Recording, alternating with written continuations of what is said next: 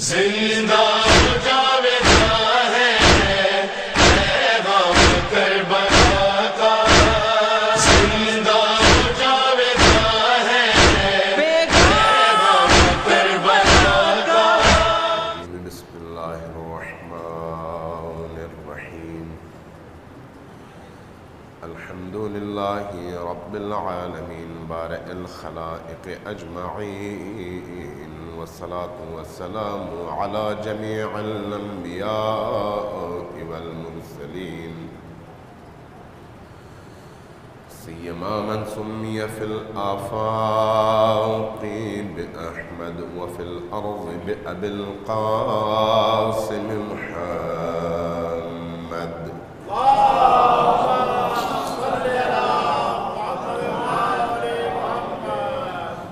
والصلاة والسلام على أولاده الطيبين الطاهرين المعصومين الميامين، واللعنة الدائمة على أعدائهم أجمعين من يوم عداوتهم إلى قيام يوم الدين.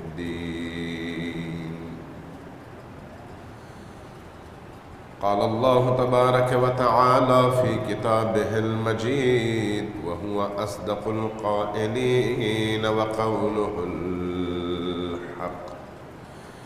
بسم الله الرحمن الرحيم. الذين قالوا ربنا الله ثم استقاموا تتنزل عليهم الملائكة.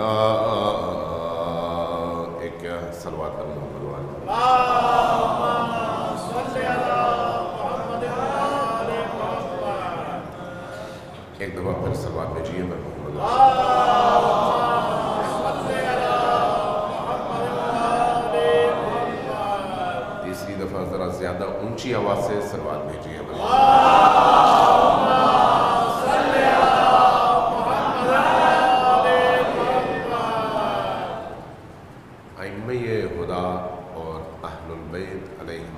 السلام کی اجتماعی تحریک اور جد و جہد اپنی طرف سے نہیں بلکہ اللہ اور اس کے رسول کی طرف سے تھی. ہم جب تاریخ، حدیث اور قرآن تینوں کا مطالعہ کرتے ہیں تو یہ تینوں چیزیں ایک دوسرے کی تائید کرتی نظر آتی ہیں، اس طرح سے کہ جو کچھ قرآن کہہ رہا ہے اس کی تفسیر حدیث نے بیان کر دی، اور جو احادیث نے کہا اس کی تائید تاریخ نے کر دی. لہٰذا جب آپ تاریخ پڑھتے ہیں تو بعض ایسے واقعات، ایسی چیزیں تاریخ میں ملتی ہیں کہ انسان ان کو پڑھنے کے بعد پھر اس کو قبول نہ کرنے والوں کی عقل پر ماتم کرنے لگتا ہے. خود نبی کریم کی روش دیکھیے، نبی کریم کی سیرت اور ان کی سنت دیکھیے کہ نبی پاک صلی اللہ علیہ وآلہ وسلم کی پاکیزگی، عصمت اور معصومیت کی گواہی قرآن کریم نے دی، اور قرآن کریم نے یہ کہہ کر کہ وَمَا يَنْتِقُ عَنِ الْهَوَىٰ إِنْ هُوَ إِلَّا وَحْيٌ يُوحَىٰ مہر گواہی ثبت کر دی کہ رسول پاک جو کچھ کہتے ہیں وہ اللہ کی طرف سے ہے، جو کچھ کرتے ہیں وہ بھی اللہ کی طرف سے ہے. ان کی حرکات، ان کی سکنات، ان کے اشارے، ان کا قول، ان کا فعل، جو کچھ بھی ہے وہ ان کی جانب سے نہیں ہے بلکہ اللہ کی طرف سے ہے. لہذا اگر رسول پاک کسی سے محبت کریں گے تو یہ محبت پدرانہ محبت نہیں ہوگی بلکہ حکم خدا کے عین مطابق محبت ہوگی. اگر رسول خدا کسی سے محبت کا اظہار نہیں کریں گے، نفرت میں نہیں کہتا، محبت کا اظہار اگر نہیں کریں گے تو یہاں پر بھی آپ کو اس کے پیچھے اللہ کی مشیت اور اللہ کا ارادہ نظر آئے گا۔ یہ رسول کریم ارادہ خداوندی کا زمین پر وہ مجسمہ ہے کہ جن کے ہر کام اور ہر ادا کو آپ اللہ کی مشیت اور اللہ کا ارادہ کہیں گے۔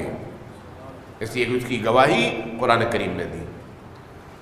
اب اسی رسول کریم کی زندگی میں آپ کو یہ بات بڑی عجیب نظر آتی ہے کہ جہاں کہیں موقع ملا وہاں پر اس رسول خدا نے، رسول عظیم الشان نے، نبی آخر الزمان نے وہ موقع ہاتھ سے جانے نہیں دیا کہ کسی طرح سے بھی علی کے فضائل اور علی کے مقام کو امت اسلامی تک ہر صورت میں پہنچایا جائے۔ کوئی مقام، کوئی موقع، کوئی زمانہ ہاتھ سے جانے نہیں دیا۔ مورخین میں تاریخ کامل دیکھ رہا تھا ابن ہشام کی، جو سب سے پہلی معتبر اور مستند تاریخ ہے، اور اس کی طرح کے اور بھی بہت سارے مورخین نے اس کو لکھا ہے کہ ابھی دعوت اللہ کا آغاز ہوا ہے۔ اللہ کی طرف سے آیت اتری ہے، وَانذِرْ عَشِيرَتَكَ الْأَقْرَبِينَ، اپنے عزیزوں، اپنے اقربا، اپنے رشتہ داروں کو بلا لیں اور ان کو دعوت دیں، ان کو انذار کریں۔ تو اس انذار عشیرہ کی دعوت میں، رشتہ داروں کی دعوت میں، جب نبی پاک ان کو اللہ کی طرف دعوت دیتے ہیں تو اس دعوت کا اسلوب اپنی جگہ، طریقہ کار اپنی جگہ، کسی کا ماننا اور کسی کا نہ ماننا اپنی جگہ، اس سے بحث نہیں ہے اس وقت۔ لیکن جب دعوت ختم ہوتی ہے، لوگوں کو کھانا کھلا دیا جاتا ہے، ان سے اپنی صداقت اور امانت کی گواہی لیتے ہیں، لینے کے بعد توحید اللہ کی دعوت دیتے ہیں، تو اس دعوت کے بعد جس نے مانا مانا، جس نے نہیں مانا نہ مانا، لیکن آخری جو قدم اٹھاتے ہیں وہ یہ ہے کہ سن لو کہ میں اللہ کا نبی ہوں اور یہ علی میرا وصی بھی ہے، میری طرف سے حجت بھی ہے اور میرا خلیفہ بھی ہے۔ کب؟ ابھی رسول کی کوئی حکومت قائم نہیں ہوئی، ابھی رسول کی کوئی ریاست قائم نہیں ہوئی، ابھی کوئی ایسی ضرورت بھی انسان کو نظر نہیں آتی کہ وہاں پر رسول اللہ مجبور ہوئے ہوں کہ یہ کام کریں۔ لیکن دعوت توحید کے ساتھ دعوت امامت و ولایت بھی ساتھ میں رسول کریم کے عمل سے اس کا اظہار ہوتا ہے۔ یہ پہلی دعوت ہے۔ لہذا بعد کے ادوار میں جب علی کے فضائل چھپانے اور امامت کے اس تصور کو مٹانے کی جد و جہد ہوئی، تحریک چلی، پیسہ لگا، زر لگا، طاقت لگی اور حکومتی وسائل خرچ ہوئے، تو اس کے بعد اس طرح کی احادیث میں بھی قطع و برید حتی الامکان کی گئی، یہاں تک کہ جب نبی کریم کے اس جملے کا ذکر آیا تو ابن ہشام کے بعد والوں نے لکھا ہے کہ نبی کریم نے جب دعوت دی تو علی کے بارے میں کہا کہ یہ میرا جانشین ہے، اور اس کے بعد پھر قضا و قضا کہہ کر باقی سارے جملوں اور سارے عہدوں اور سارے مقامات اور مناصب کو حذف کر دیا اور آگے اس کا تذکرہ قضا و قضا یعنی وغیرہ وغیرہ کر کے ختم کر دیا۔ نبی کریم کی پوری کوشش رہی کہ علی کے مقام کو بیان کیا جائے۔ اصل میں یہ علی کا مقام نہیں ہے، امامت کا مقام ہے، ولایت کا مقام ہے، رسول اللہ کی جانشینی کا مقام ہے، لیکن چونکہ پہلے خلیفہ اور پہلے امام امیر المؤمنین علی ابن ابی طالب ہیں، اس لیے علی کے وجود میں یہ ولایت نظر آتی ہے، اس لیے علی کے مقام کو بار بار بیان کیا جاتا ہے۔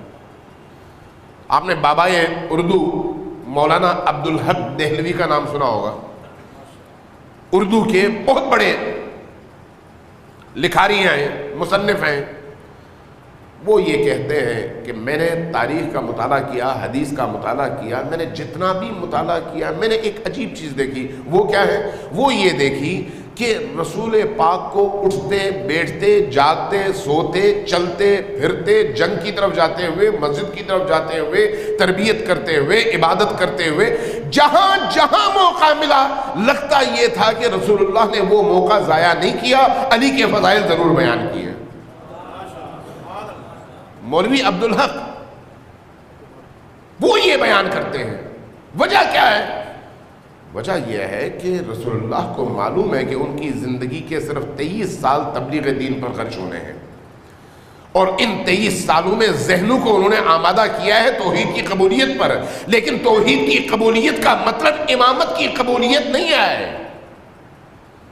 اور جب یہ اللہ کے رسول کی ریاست بڑھتی چلی جائے گی، اس کا دائرہ وسیع تر ہوتا چلا جائے گا، تو پھر انسان ہونے کے ناطے، انسانی معاشرہ ہونے کے ناطے بہت سارے لوگوں کے دل و دماغ میں یہ بات پیدا ہوگی کہ رسول کے بعد کہیں ہماری باری آ جائے۔ نیچرل ہے، بالکل نیچرل، طبیعی چیز ہے۔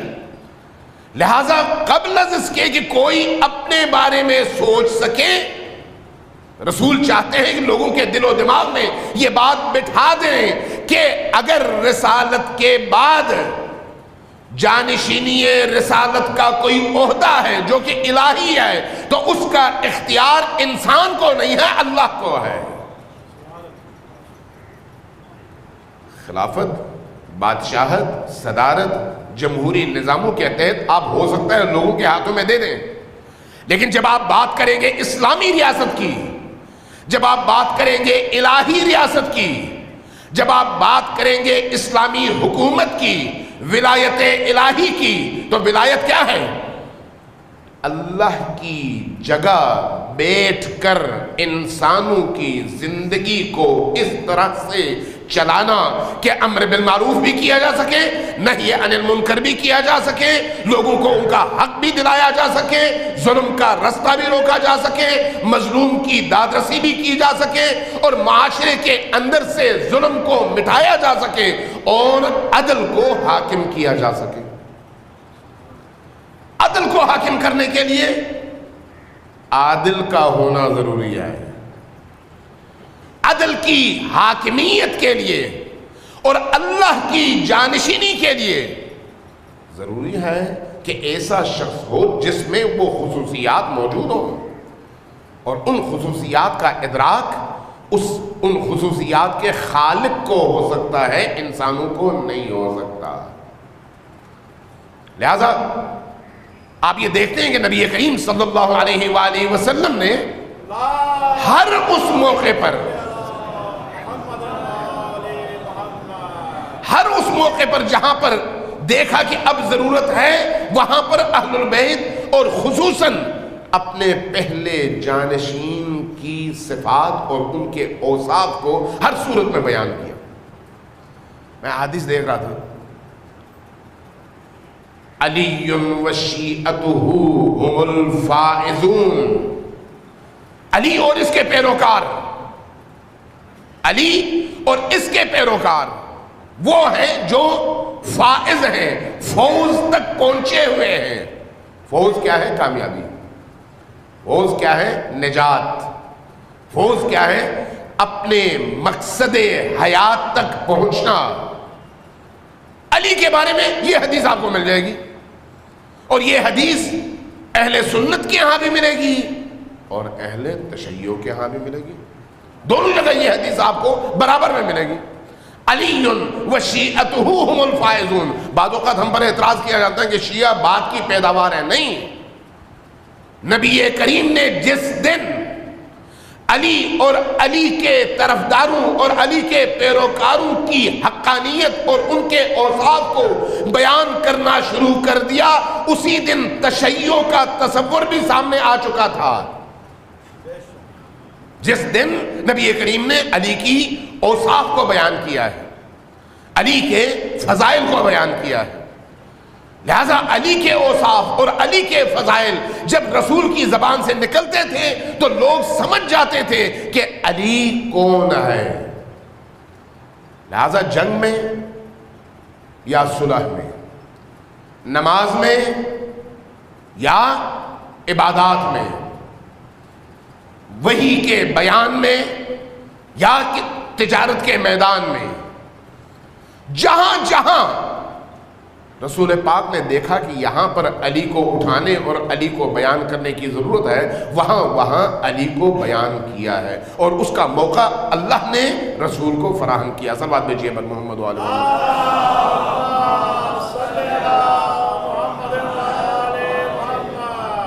یعنی دوسرے لفظوں میں ہم یہ کہہ سکتے ہیں کہ رسول کریم نے علی کی قبولیت کا ماحول شعوری طور پر بنانا شروع کیا.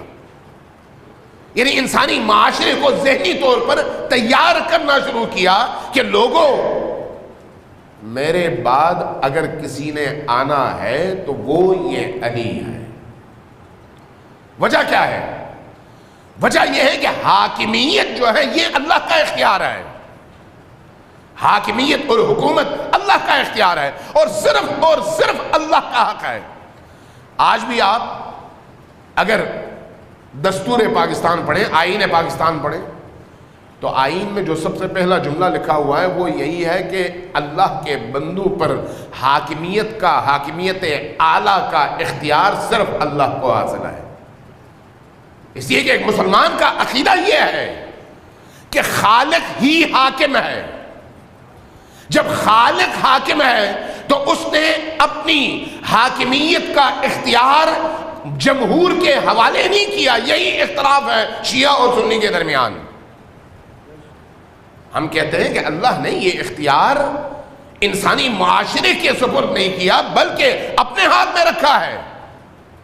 اپنے ہاتھ میں اس لیے رکھا ہے کہ اللہ کی نگاہ میں اللہ کے بندوں پر حاکمیت کے لیے جن اوصاف کا ہونا ضروری ہے، جن کمالات کا ہونا ضروری ہے، جن تقاضوں کا وجود میں ہونا ضروری ہے، اس کا علم اس کو ہے، انسانوں کو نہیں ہے.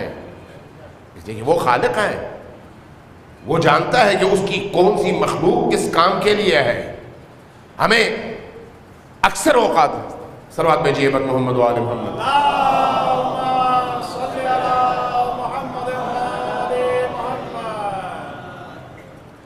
اکثر اوقات لوگوں کو پہچانتے ہوئے ہم لمحوں میں غلطیاں کرتے ہیں، لمحوں میں. اس لیے سسٹمز بنتے ہیں دنیا کے اندر، سسٹمز بنتے ہیں تاکہ اگر کوئی عہدیدار، کوئی حاکم غلطی کرے تو اس کی غلطی کا ازالہ سسٹم کے ذریعے سے کیا جا سکے. معصوم کوئی نہیں ہوتا، اور پھر جب غلطیاں کرتے ہیں تو پھر یہ کہتے بھی ہیں کہ ہم معصوم نہیں ہیں، ہم سے غلطیاں ہو سکتی ہیں. اللہ نے جو سسٹم دیا ہے وہ معصوم سسٹم دیا ہے. اللہ کا دیا ہوا نظام بے عیب نظام ہے. اللہ کے دیے ہوئے نظام میں غلطی کی کوئی گنجائش نہیں ہے. اللہ نے جس کو حاکم بنایا اس حاکم کو معصوم ہونا چاہیے. اللہ نے جس کو عصمت دی اس سے خطا سرزد نہیں ہو سکتی. اس لیے مکتب تشیع باقی مکاتب کی نسبت یکسر عقیدے کے حوالے سے، نظریے کے حوالے سے، کلامی حوالے سے اس موضوع میں، امامت کے موضوع میں اس لیے بالکل مختلف ہے کہ مکتب تشیع ایک نظام کا حامی ہے اور نظام کا معتقد ہے جس کو نظام امامت یا نظام ولایت کہتے ہیں، جمہور کا نہیں. یہ نہیں ہے کہ لوگوں سے ووٹ لو اور ووٹ لینے کے بعد جن کو ووٹ زیادہ ملے اس کو اللہ کا نمائندہ بنا دو. اللہ کے نمائندے کے اختیار کا فیصلہ وہ بندوں کے سپرد نہیں ہے، وہ اللہ کے سپرد ہے۔ مکتب تشیع کی یہ روح ہے کہ اللہ کی جانشینی اللہ کے اختیار سے اللہ کے ولی اور اللہ کے نبی کریں گے، انسانوں کو یہ اختیار حاصل نہیں ہے۔ صلوات بھیجیے پر محمد و آل محمد۔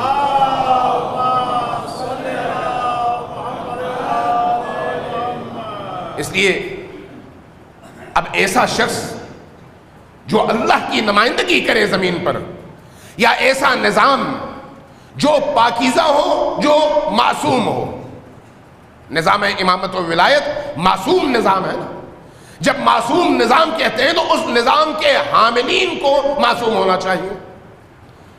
اس لیے آپ جب کسی فقیہ کی تقلید کرتے ہیں تو اس فقیہ کی تقلید میں بھی شرط کیا ہے؟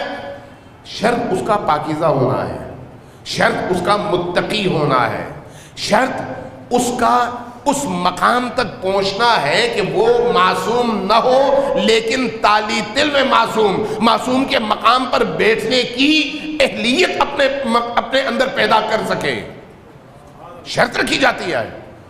اس لیے کہا جاتا ہے کہ وہ من کان من الفقہاء صائنا لنفسہ، اپنے نفس کی خواہشات کو روکنے والا ہو، خواہشات پر چلنے والا نہ ہو، حافظاً لدینہ، اپنے دین کی محافظت کرنے والا ہو، بزدل اور گر بیٹھنے والا نہ ہو، شجاع ہو، اپنے دین کی محافظت کے لیے میدان میں اتر سکتا ہو، مطیعاً لامر مولاہ، اپنے اللہ کے احکام پر پوری طرح سے عمل کرتا ہو اور اس کا عمل بتائے کہ یہ کتنا پاکیزہ، کتنا شجاع، کتنا نڈر اور کتنا اپنے رب کا مطیع ہے۔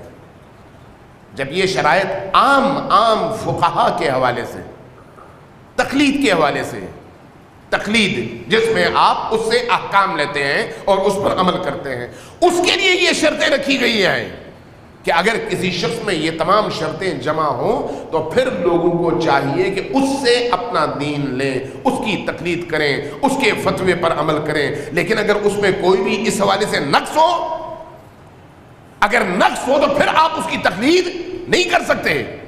تو یہ جو مرجعیت اور اجتہاد ہے، کیا یہ امامت ہے؟ نہیں، امامت نہیں ہے، بلکہ امامت کے تسلسل میں انسانی معاشرے کی مجموعی دینداری کی حفاظت کے نظام کا ایک حصہ ہے، ایک حصہ۔ لہذا جب ایک فقیہ کے لیے یہ شرط ہے اور سخت ترین شرط ہے کہ اس کے عمل میں کہیں پر بھی آپ کو صغیرہ گناہ نظر نہ آئے، گناہ صغیرہ کا وہ ارتکاب نہ کرتا ہو، تو پھر گناہان کبیرہ کا آپ تصور بھی نہیں کر سکتے۔ بلکہ بہت سارے فقہا تو یہاں تک کہتے ہیں کہ اگر کوئی مکروہ کا ارتکاب کرتا ہے تو اس کی بھی تقلید نہ کرو۔ مکروہ کا اگر ارتکاب کرتا ہے، یعنی جس سے کراہت ہوتی ہے، گناہ نہیں ہے لیکن کراہت ہے۔ مثلا مکروہ کیا ہے؟ آپ کھڑے ہو کر کھانا کھانے لگے، بازار میں چلتے ہوئے کھانا کھانے لگے، کراہت ہے، مکروہ ہے، خلاف عرف ہے۔ لیکن اگر کوئی فقیہ، کوئی مجتہد علم کے حوالے سے اس مقام تک پہنچ ہی کیوں نہ جائے، لیکن اگر اس شرط پر پورا نہ اترتا ہو تو اس کی تقلید سے بہت سارے فقہا منع کرتے ہیں۔ اس کی وجہ کیا ہے؟ وہ جو مقام ہے، اس مقام کا تقدس اور اس کا مرتبہ، اس کی حرمت کو ہر صورت میں محفوظ ہونا چاہیے۔ اس لیے کہ یہ اللہ کی امانت ہے بندوں کے پاس۔ صلوات بھیجیے پر محمد و آل محمد۔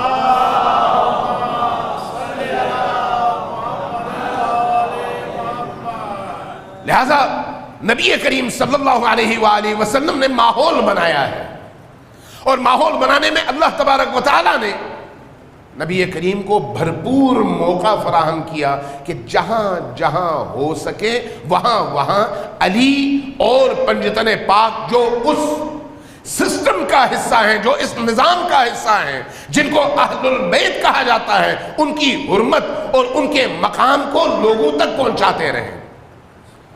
یہ جو آپ آیے تطہیر پڑھتے ہیں، انما یریداللہ لیذھب عنکم الرجس اہل البیت ویطہرکم تطہیرا. تو اس آیت میں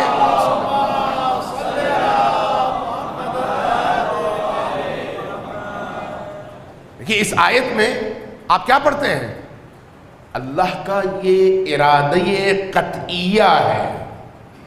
ارادہ قطعیہ تکوینی ارادہ ہے، تشریعی نہیں، اختیاری نہیں کہ چلو اللہ یہ چاہتا ہے بندے کریں یا نہ کریں. نہیں، تکوینی ارادہ ہے. تکوینی ارادہ کیا ہے؟ یہ کہ نبی کریم اور ان کی اہل البیت کو ہر طرح کے رجس اور ہر طرح کی پلیدی سے پاک ہونا چاہیے. یہ اللہ کا ارادہ ہے، اور اللہ نے اس ارادے کا عملی مظہر بنا کر حدیث قصہ میں اہل البیت کا تعارف پیش کیا ہے.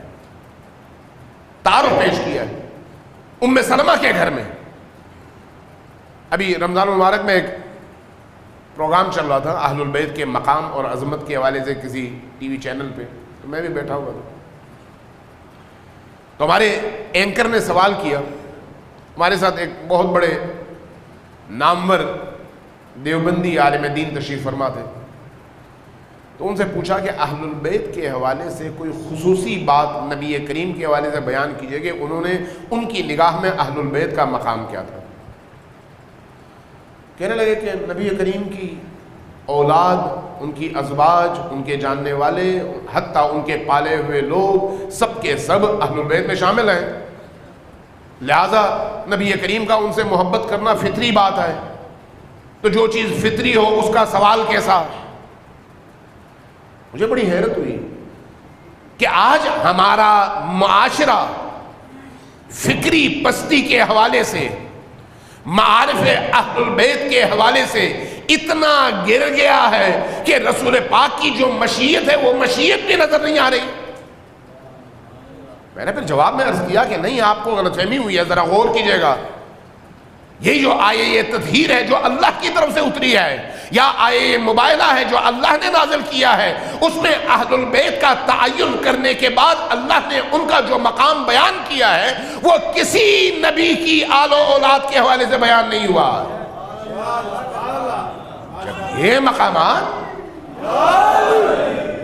اللہ تبارک و تعالیٰ نے، میں نے عرض کیا یہ کہ آپ نے ازواج کو بھی شامل کر دیا، آپ نے زید ابن حارث کو بھی شامل کر دیا، آپ نے اللہ کے رسول کے پالے ہوئے بچوں کو بھی شامل کر دیا. آیت کہاں یہ کہتی ہے؟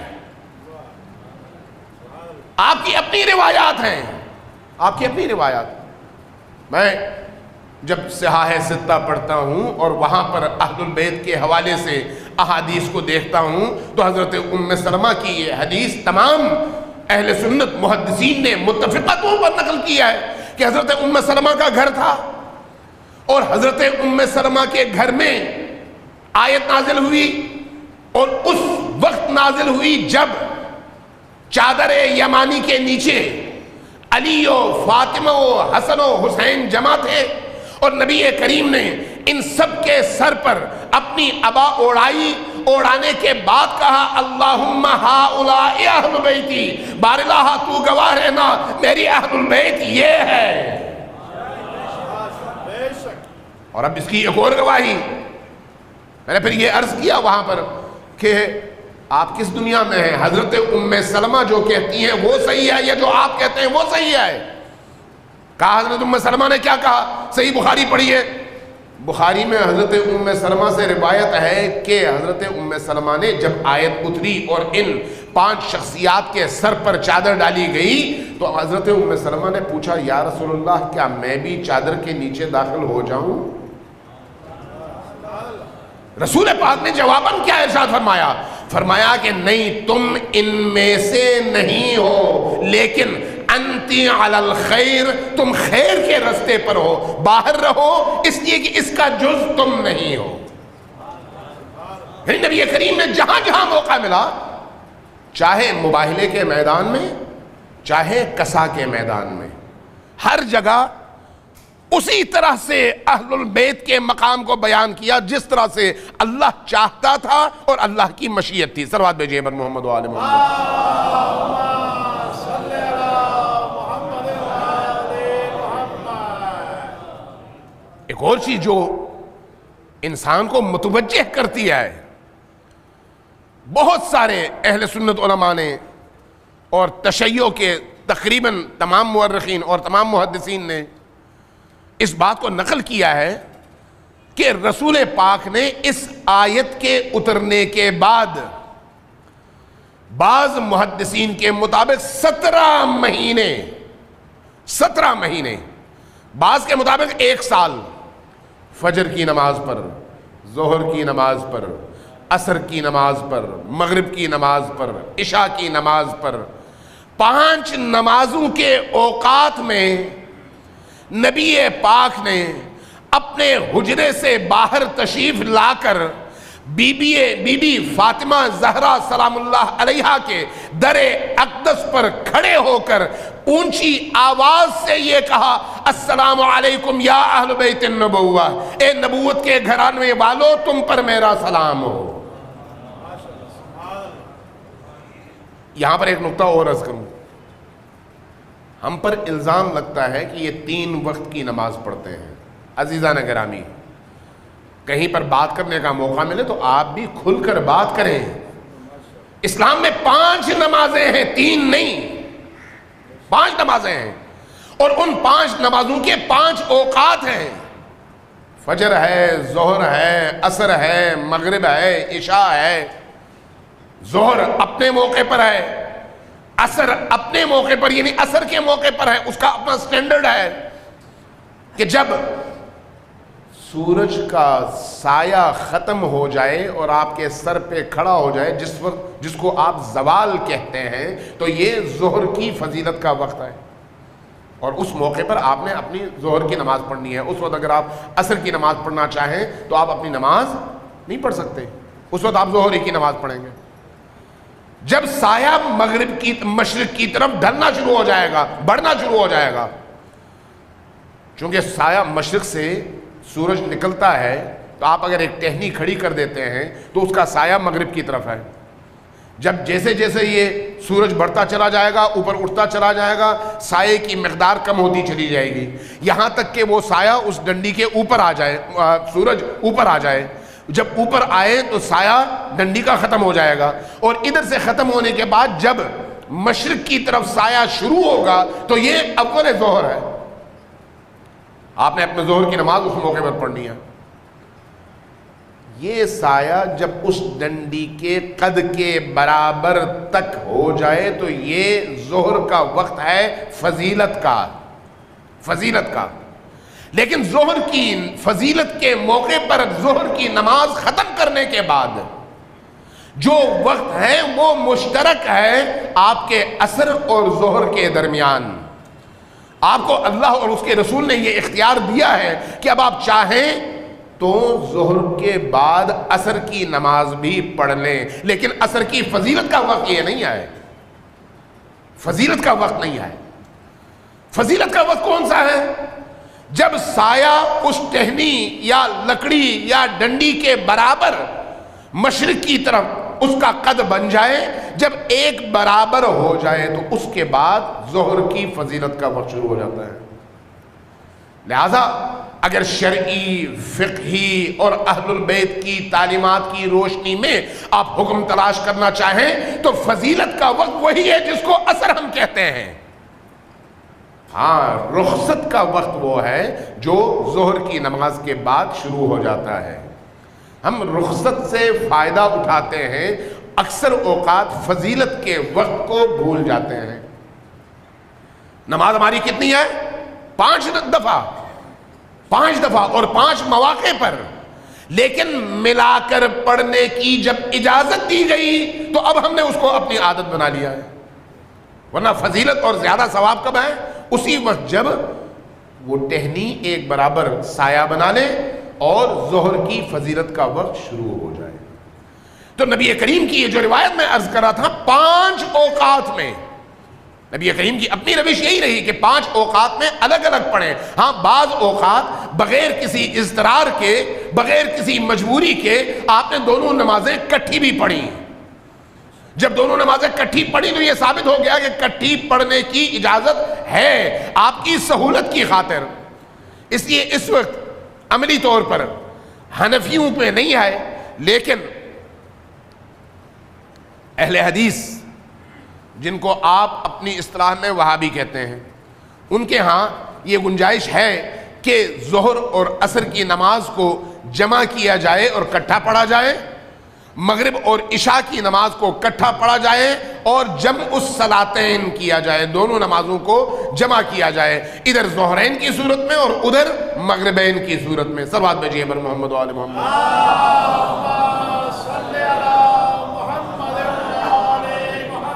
تو نبی کریم صلی اللہ علیہ وآلہ وسلم نے اپنی عملی زندگی میں اہل البیت کے دروازے پر بار بار دستک دے کر، 5 نمازوں کے اوقات میں دستک دے کر، فاطمہ کے دروازے پر آ کر، فاطمہ کے دروازے پر آ کر، ازواج کے نہیں، امہات المؤمنین کے نہیں، یہ سارے مورخین نے لکھا ہے اس کو، کہ فاطمہ کے دروازے پر آ کر بار بار کہا السلام علیکم یا اہل بیت النبوہ، اے اہل البیت کے گھرانے والوں، صلاۃ کا وقت ہے، تم پر سلام ہو، اٹھو نماز کی تیاری کرو.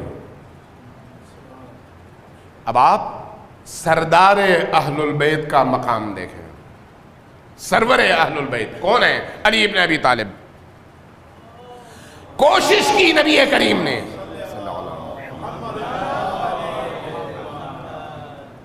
اچانک ایک روایت یاد آئی، اور یہ روایت جو ہے صحاح ستہ میں ہے، اب مجھے یاد نہیں ہے مسلم میں نے دیکھی ہے یا بخاری میں دیکھی ہے، اگر آپ اجازت دیں تو بیان کروں. سروات بھیجیے اونچی آواز سے بر محمد و آل محمد.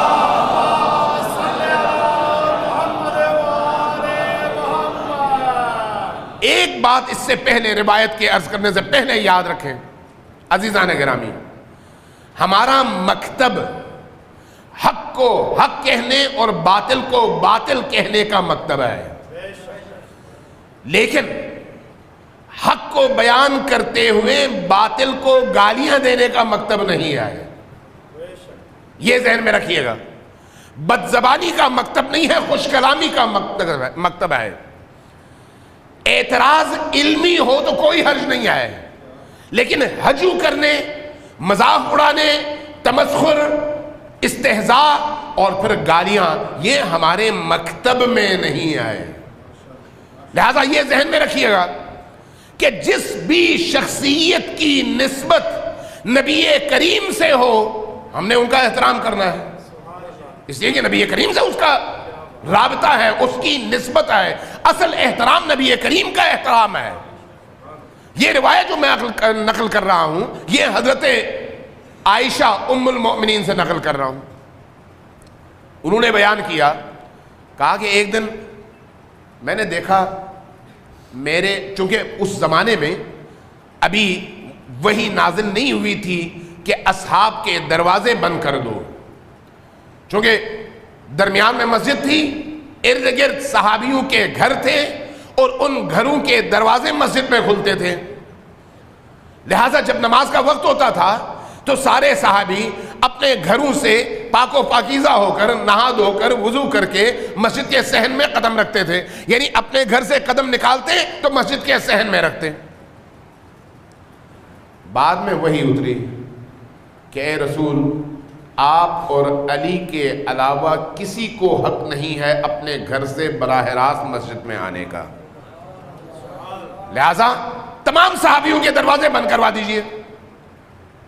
رسول اللہ نے فرما دیا اور صحابیوں کو بند کرنا پڑا. بعض بزرگوار صحابیوں نے عرض کیا یا رسول اللہ علی کا دروازہ، کہا کہ وہ اللہ اور علی کے درمیان ہے، اللہ نے کہا ہے کہ اس کا دروازہ کھلا ہوگا. بعض صحابیوں نے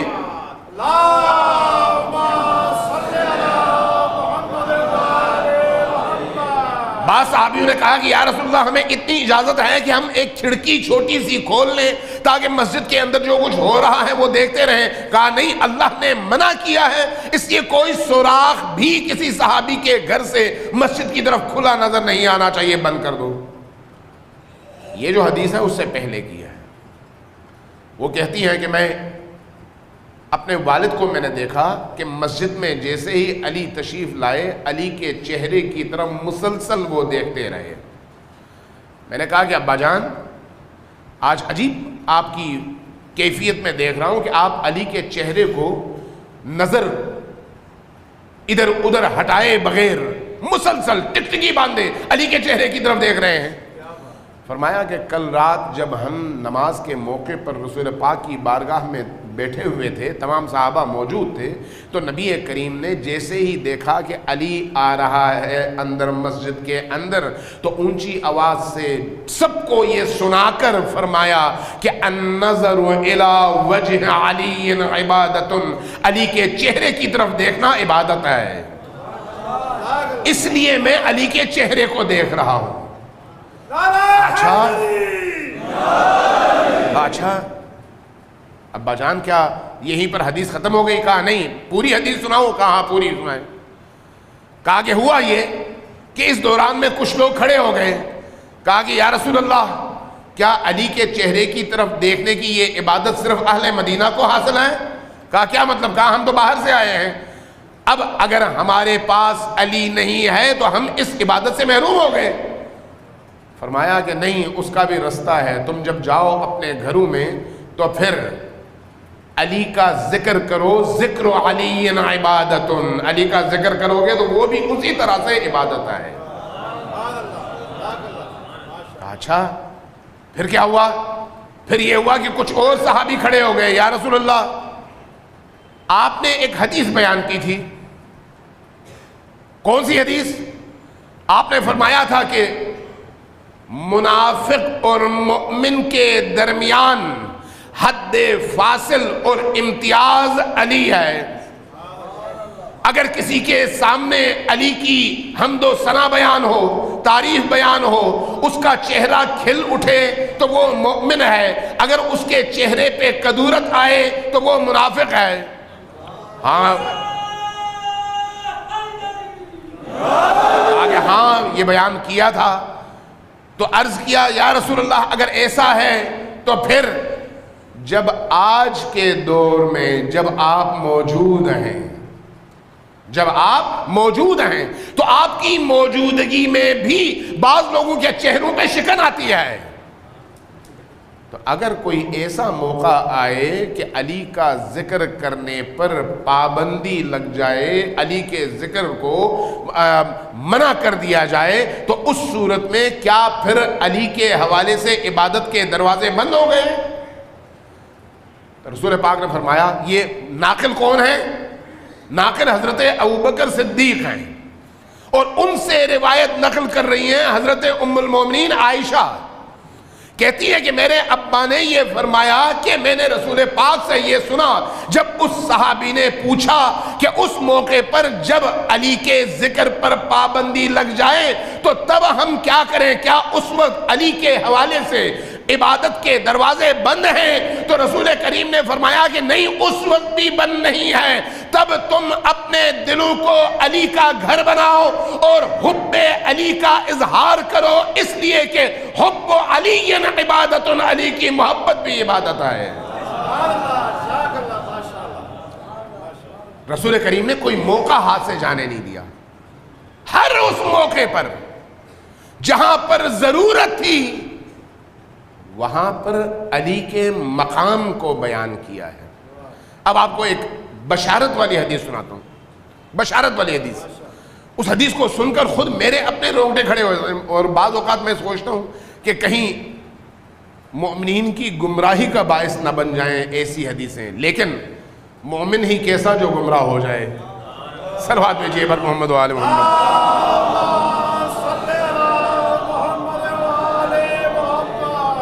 حضرت میں نے جہاں پر یہ حدیث پڑھی ہے وہ میں نقل کرنا چاہتا ہوں. حضرت آیت اللہ شہید عبدالحسین دستغیب نے اپنی کتاب ولایت میں اس حدیث کو نقل کیا ہے، انہوں نے حوالہ دیا ہے لیکن مجھے یاد نہیں ہے۔ فرماتے ہیں اتنی میٹھی، اتنی شیرین اور دلوں کو منور کرنے والی حدیث۔ فرمایا کہ حب علی حسنۃ، علی کی محبت وہ نیکی ہے، وہ حسنہ ہے، لا تضر معہا سیئۃ، کہ اگر علی کی محبت کسی انسان کے دل میں پیدا ہو جائے تو کوئی گناہ اس انسان کا کچھ نہیں بگاڑ سکتا۔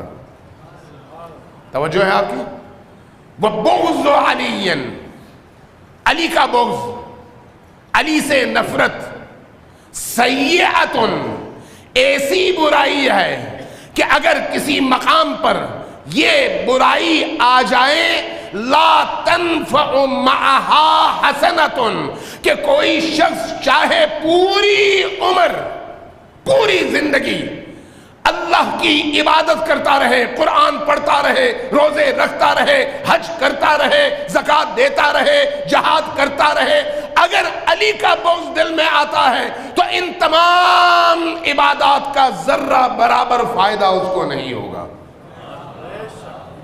علی کی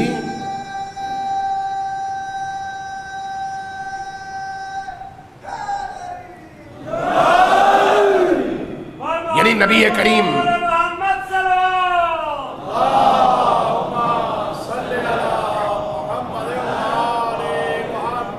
نبی کریم صلی اللہ علیہ وآلہ وسلم نے اس کائناتی نظام کے مقدمے کے طور پر جس شخصیت کو اللہ کے حکم سے منتخب کیا اور ان کے لیے گراؤنڈ بنایا، وہ علی مرتضیٰ ہیں۔ اور آخر کار اس نقطے پر دوبارہ آپ کی توجہ دلاؤں گا کہ نبی کریم نے اس ولائی نظام کی افادیت کو سامنے رکھتے ہوئے اور ہم تک اس نظام کو پہنچانے کے لیے کوئی ایسا موقع مس نہیں کیا جہاں پر علی کے ذکر کا موقع بنتا ہو اور رسول نے وہ ذکر نہ کیا ہو۔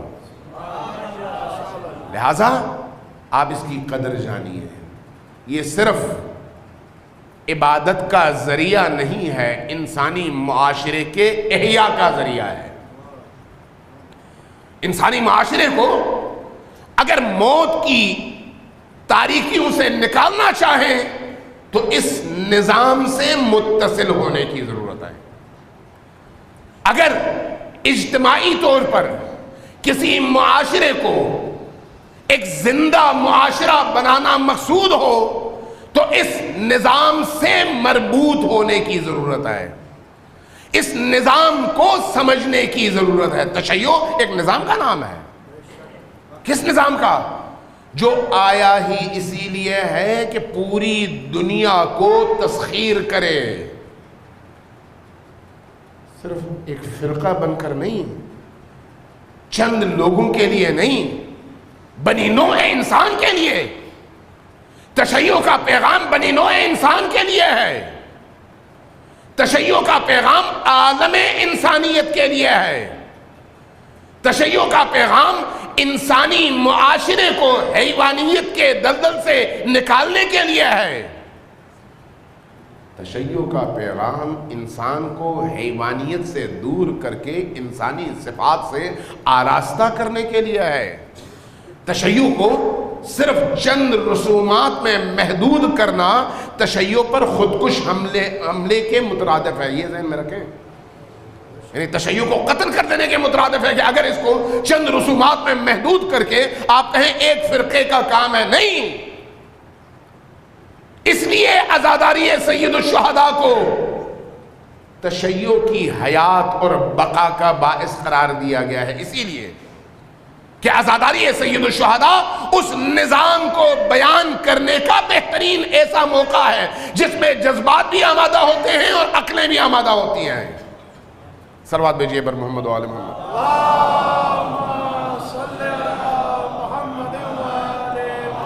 ایک دفعہ پھر صلوات بھیجیے بر محمد و آل محمد۔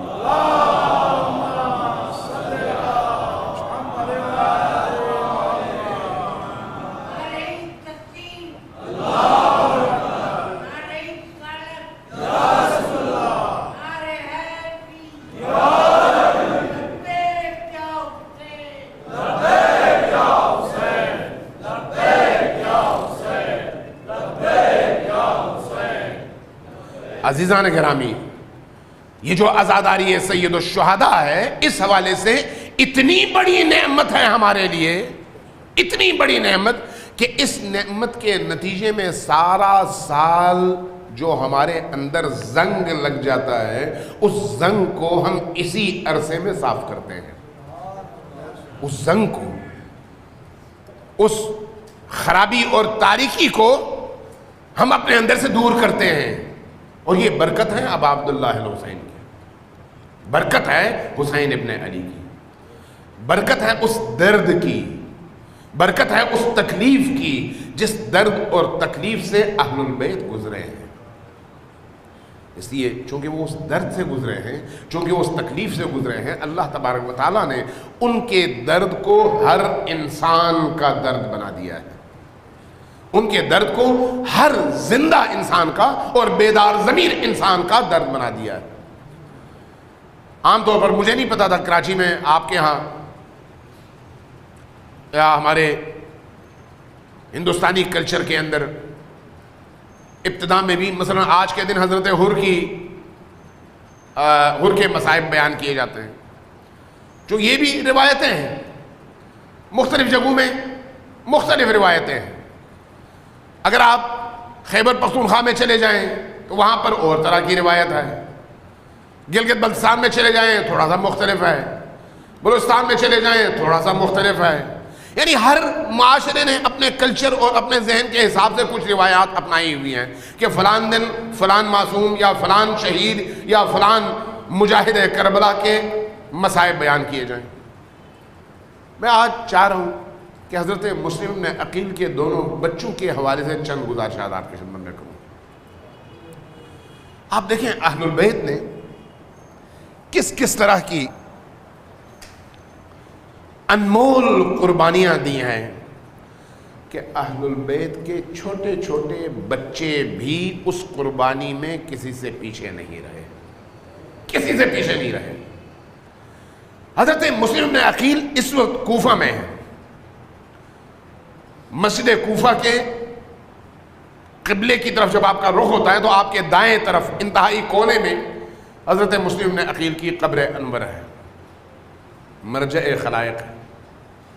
اور اگر آپ بغداد سے کربلا آنا چاہیں تو رستے میں ایک جگہ ان کے ان دو شہزادوں کی قبریں ہیں کہ جب آپ قریب جاتے ہیں اور ان قبروں کو دیکھتے ہیں تو دیکھنے کے بعد پھر کسی مصیبت اور کسی مصائب کے پڑھنے کی اور سننے کی ضرورت نہیں ہوتی. جب ان قبروں کو دیکھتے ہیں تو وہ مناظر انسان کی آنکھوں کے سامنے زندہ ہو کر آ جاتے ہیں. کون سے بچے ہیں؟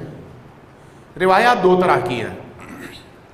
ایک روایت یہ ہے کہ ان بچوں کو واقعی کربلا کے بعد گرفتار کیا گیا.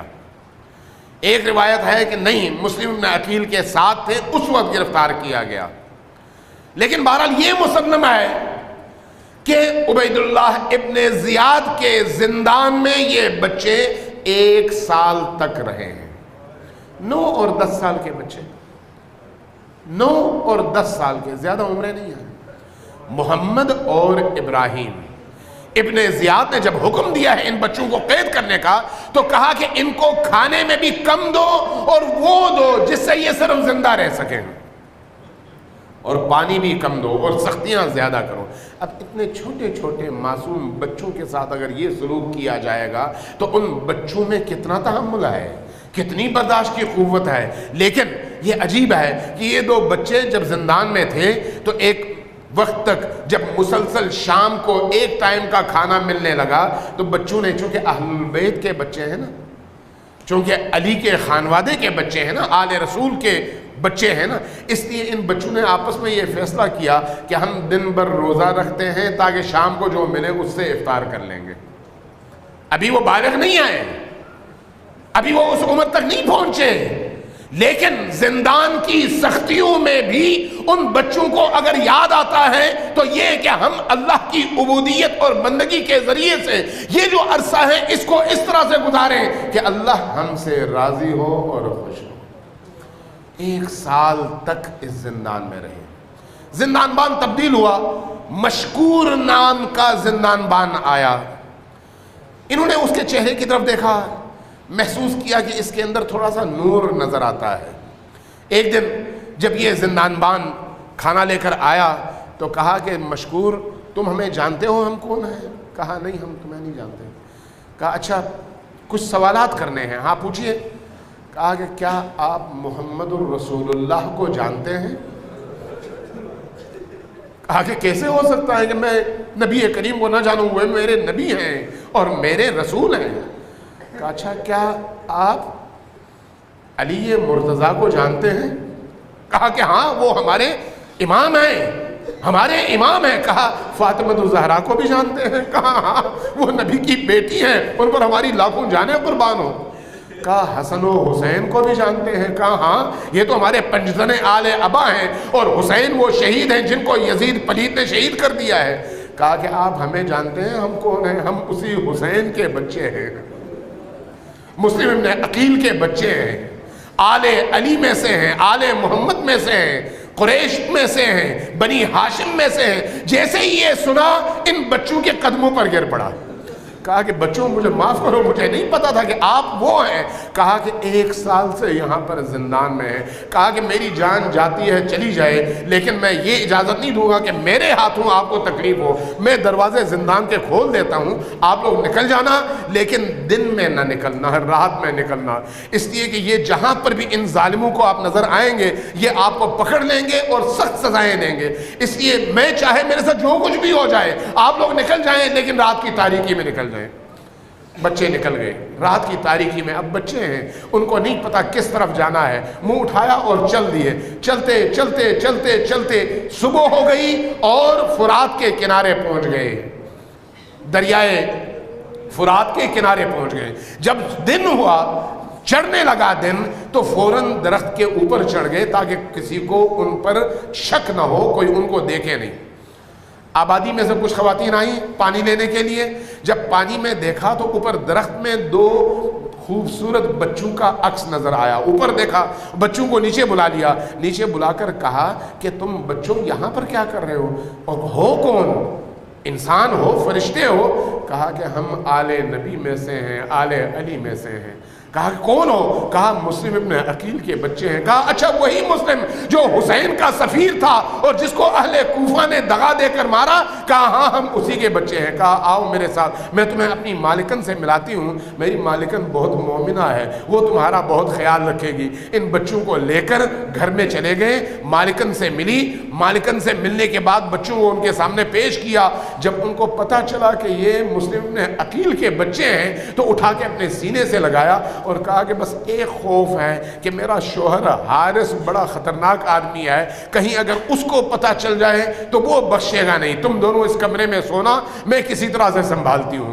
دونوں کو کمرہ دیا۔ یہ بچے رات کو کمرے میں سو گئے۔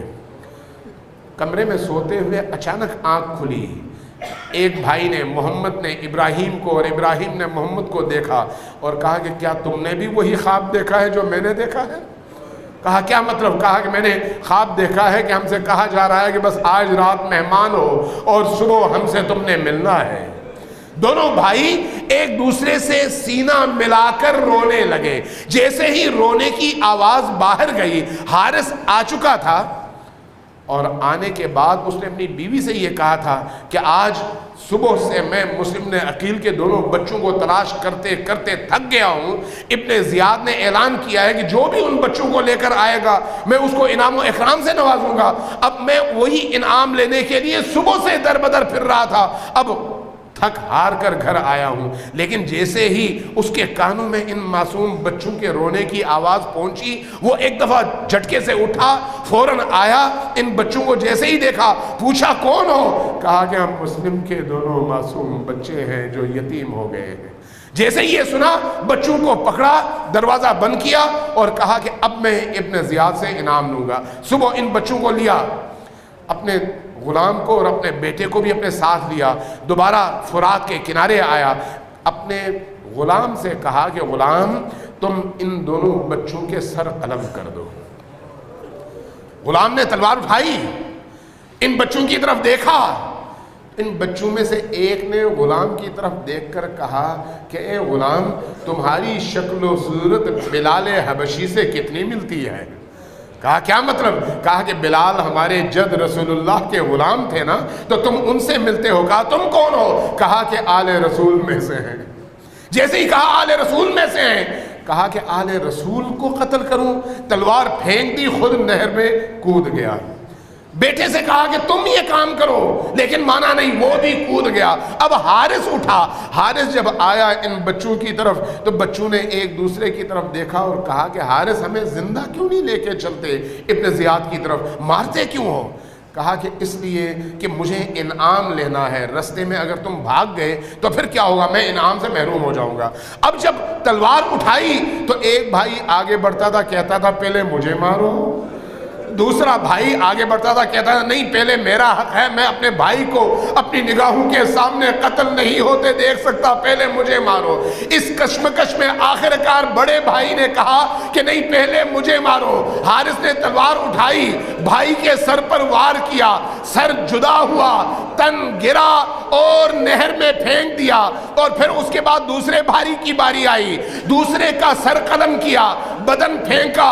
تاریخ میں بعض علماء نے بیان کیا ہے، کہتے ہیں کہ جب یہ دونوں بدن پانی میں گرے تو ایک دوسرے سے جڑ گئے، ایک دوسرے کو اپنی آغوش میں لیا اور اس کے بعد پانی میں بہنے لگے۔ اب حارث جب ان دو سروں کو لے کر ابن زیاد کے دربار میں گیا، ابن زیاد کی نگاہ جب ان سروں پر پڑی تو دیکھ کر کہا کہ اے حارث تمہیں ان معصوم بچوں پر رحم نہیں آیا؟ کیا تمہیں ان معصوم بچوں پر رحم نہیں آیا؟ کہا کہ رحم تو بہت آیا، لیکن میں ان بچوں کا سر تمہیں دے کر تم سے میں انعام لینا چاہ رہا تھا۔ ابن زیاد خود انتہائی شقی تھا، لیکن ان بچوں کے معصوم اور دمکتے چہرے دیکھ کر اس کا اپنا دل مضطرب ہوا۔ کہا کہ ان بچوں نے وقت آخر کوئی دعا بھی مانگی تھی؟ کہا ہاں دعا مانگی تھی، بار الہ اس قاتل اور ہمارے درمیان حق کا فیصلہ تو خود کر دے۔ جیسے ہی یہ سنا کہا اللہ اکبر، اٹھو، کوئی اٹھے اور اس حارث کا سر جدا کرے۔ یہاں پر میں کہوں گا کہ مولا آپ کے ان دو بچوں کی دعا اتنی جلدی قبول ہوئی، لیکن کربلا میں ششماہ کے ساتھ جو کچھ ہوا اس کا قاتل تو ایک عرصے تک زندہ رہا۔ ششماہ کے ساتھ جو سلوک ہوا اس کا قاتل تو ایک عرصے تک زندہ رہا، لیکن اس کو کسی نے سزا نہیں دی۔ اِنَّا لِلَّهِ وَإِنَّا إِلَيْهِ رَاجِعُونَ وَسَيَعْلَمُ الَّذِينَ ظَلَمُوا أَيَّ مُنقَلِبٍ يَنقَلِبُونَ نَسْأَلُكَ اللَّهُمَّ وَنَدْعُوكَ بِاسْمِكَ الْعَظِيمِ الْأَعْظَمِ الْأَعْزِّ الْأَجَلِّ الْأَكْرَمِ یا اللہ یا اللہ یا اللہ یا اللہ یا اللہ یا اللہ یا اللہ یا اللہ یا اللہ یا اللہ یا رحمان یا رحیم یا مقلب القلوب ثبت قلوبنا علی دینک۔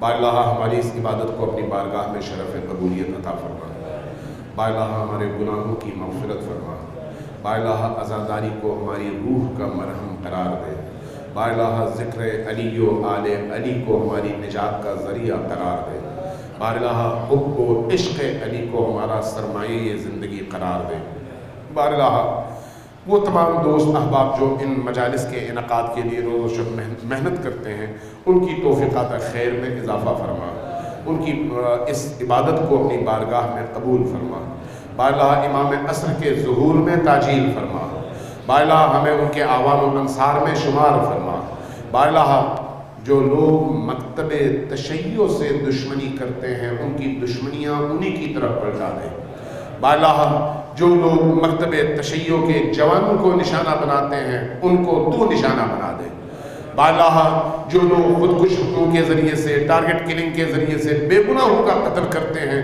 انہیں شمر ذوالجوشن اور یزید ابن معاویہ کے ساتھ محشور فرما، با اللہ ہمارے شہداء کو شہدائے کربلا کے ساتھ محشور فرما، با اللہ ہمارے جوانوں کو کربلائی جوان بننے کی توفیق عطا فرما، با اللہ ہمارے جوانوں کو کربلائی شعور عطا فرما، با اللہ ہمارے قلوب کو کربلائی جوش اور جذبے سے معمور فرما، با اللہ ہمارے اذہان کو منور فرما، با اللہ قرآن سے ہماری دوستی کو زندہ فرما، با اللہ ہماری روح کو قرآن سے آشنا فرما، با اللہ امام عصر کے حقیقی منتظر بننے کی توفیق عطا فرما، با اللہ تمام مجتہدین کرام، مراجع اعظام، علماء اعلام اور خصوصاً रहबर इनकलाब इस्लामी हज़रत आयतुल्लाह उज़्मा इमाम खामनई को तूल उम्र बाबरकत अता फरमा, उनके इस इनकलाब को इनकलाब महदवी से मुत्तसिल फरमा।